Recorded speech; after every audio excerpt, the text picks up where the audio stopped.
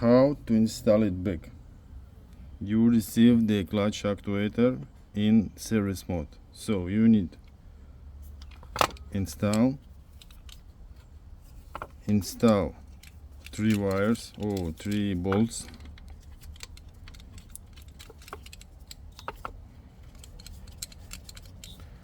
move the clutch actuator to this way